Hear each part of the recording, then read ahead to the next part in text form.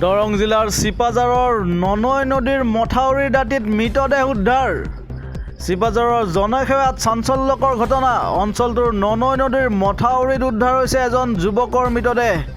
মথাউৰিৰ দাঁতিত মৃত অৱস্থাত উদ্ধাৰ হোৱা যুৱকজনৰ পৰিচয় ইতিমধ্যে লাভ কৰা হৈছে। যুৱকজন আব্দুল বাছিদ বুলি জানিব পৰা গৈছে। নিচাসক্ত অৱস্থাৰ বাবেই যুৱকজনৰ মৃত্যু হোৱা বুলি সন্দেহ কৰিছে অঞ্চলটোৰ ৰাইজে।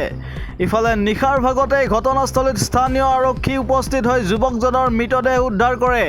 মৰণোত্তৰ পৰীক্ষাৰ বাবে মঙলদৈলৈ প্ৰেৰণ কৰা হৈছে যুৱকজনৰ মৃতদেহ। নিশাৰ ভাগত সংঘটিত এই ঘটনাই অঞ্চলজুৰি চাঞ্চল্যৰ সৃষ্টি কৰিছে। News desk report, any Assam 24/7। মই ইয়াতে আহিছিলোঁ, আহোঁতে ইয়াৰে স্থানীয় যুৱক কেইজনমানে মোক ক'লে যে মানুহ এজন পৰি আছে, দাদা আপুনি চিনি পায় নেকি, চাই দিয়কচোন। মই তেতিয়া ক'লোঁ যে মই চালোঁ, মই কিন্তু চিনি নাপালোঁ সেই মুহূৰ্তত, মানে দূৰৰ পৰাই চাইছোঁ। আৰু তাৰপিছত কেইজনমান ব্যক্তি আহি তেওঁক চিনাক্ত কৰিলে। কৰাৰ পিছত লগে লগে যিহেতু তেখেত পৰি আছে মথাউৰিৰ ওচৰতে, মানে কি বা ঘটনা একো বুজি নাপায়, সেইকাৰণে তেখেতসকলে লগে লগে বিভাগীয় কৰ্তৃপক্ষৰ লগত যোগাযোগ কৰিলে। আৰু আমাৰ চিপাঝাৰ আৰক্ষী থানাৰ পৰা OC ছাৰ আহিছে আৰু টীম আহিছে, আহি এতিয়া তেওঁলোকে নিৰীক্ষণ কৰিছে। এতিয়া মই আচলতে বডিৰ ওচৰত যোৱা নাই, তেখেতসকল গৈছে। তেখেতসকলে কোৱা মতে আমাৰ স্থানীয় ব্যক্তিও গৈছে চাব ওচৰত, একো আঘাতৰ চিন পোৱা নাই বুলি কৈছে। কিন্তু প্ৰথম অৱস্থাত আমি সন্দেহ কৰিছিলোঁ কেনেধৰণৰ ঘটনা হ'ব পাৰে, কিন্তু পৰৱৰ্তী পৰ্যায়ত আমি গম পালোঁ যে তেনেধৰণৰ কোনো চিন পোৱা নাই তাত।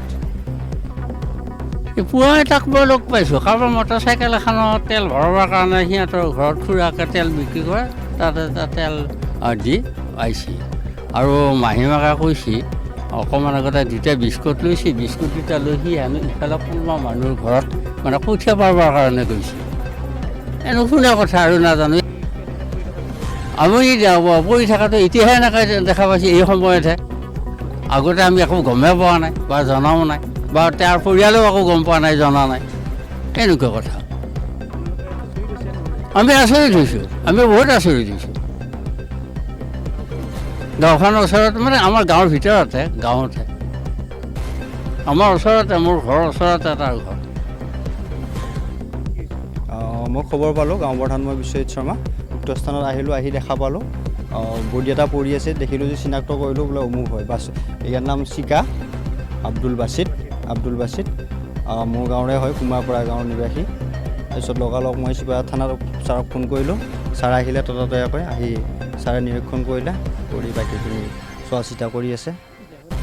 দেহত নাই কোনো হেৰি নাই তাত, মানে পৰি থকাৰ কাৰণে এইটো জোকে খোৱা বুলি আমি সন্দেহ কৰিছোঁ। বেলেগ কোনো মানে হেৰি নাই, স্পট নাই বডিত। চোৱা গ'ল, লগালগ মই আহি উক্ত স্থানত মানে থিয় হ'লোঁ। থিয় হৈ লগালগ ছাৰক ফোন কৰিছোঁ আৰু বাছ ইমানখিনিয়ে হয়। এতিয়া ছাৰৰ লগত কথা পাতিছিলোঁ। এতিয়া মঙলদৈ অসামৰিক চিকিৎসালয় যাব, মৰ্গত থাকিব, গাৰ্জেন আছে, গাৰ্জেনৰ লগতো কথা পতা গৈছে। এইখিনি পৰৱৰ্তী সময়ত দেখা যাব আৰু কি হয়। এতিয়া বৰ্তমান ননৈ নদীৰ মাথাউৰিৰ কাষতে, কিনাৰতে হয় মথাউৰি।